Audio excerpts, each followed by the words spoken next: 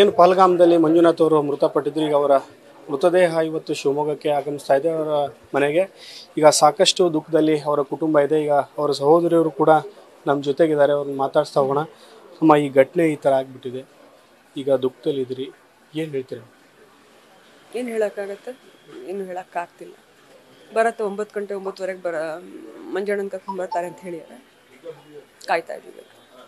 ಹೇಗಿತ್ತಮ್ಮ ನಿಮ್ಮ ಒಡನಾಟ? ಅವರು ಪ್ರವಾಸಕ್ಕೆ ಹೋದಾಗ ನಿಮ್ಮ ಜೊತೆ ಮಾತಾಡಿದ್ರ? ಫೋನ್ ಕಂಡುಬಿಡಿದ್ರು? ಏನು ಮಾತಿರಲಿಲ್ಲ, ನೆಟ್ವರ್ಕ್ ಇಶ್ಯೂ ಇರಬೇಕು. ಬಂದರೆ ಖಂಡಿತ ಹೇಳೋರು, ಎಲ್ಲ ವಿಚಾರ ಹೇಳೋರು. ಪ್ರವಾಸಕ್ಕೆ ನಿಮ್ನೇನಾದರೂ ಕರೆದಿದ್ರ, ಬನ್ನಿ ಅಂತ ಹೋಗೋಣ ಅಂತ ಏನೋ ಮಾತಾಡಿದ್ರ? ಈಗ ಈ ಥರ ಒಂದು ಘಟನೆ ಆಗಿದೆ ಅಮ್ಮ, ಈ ಥರ ಮಾನವೀಯತೆಯನ್ನು ಮರೆತು ಕೊಲೆಯನ್ನು ಮಾಡಿದರೆ ಈ ಬಗ್ಗೆ ತಾವು ಏನು ಹೇಳ್ತೀರಿ, ತಮ್ಮ ಒಪಿನಿಯನ್? ಎಲ್ಲ ಹೇಳೋದೆಲ್ಲ ನಿನ್ನೆ ಹೇಳಾಗಿದೆ. ಈಗ ಹೇಳುವಂಥದ್ದು ಉತ್ತರ ಕೊಡ್ತಾರೆ, ಸರ್ಕಾರ ಉತ್ತರ ಕೊಡುತ್ತೆ, ನಮ್ಮ ಸೈನ್ಯ ಉತ್ತರ ಕೊಡುತ್ತೆ, ಭಾರತ ಸೈನ್ಯ.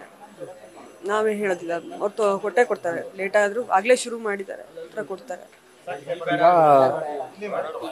ಏನೆಲ್ಲ ವಿಧಿವಿಧಾನಗಳು ಏನೆಲ್ಲ ಆಗುತ್ತೆ, ಎಷ್ಟು ಬರುತ್ತೆ ಏನಂತ?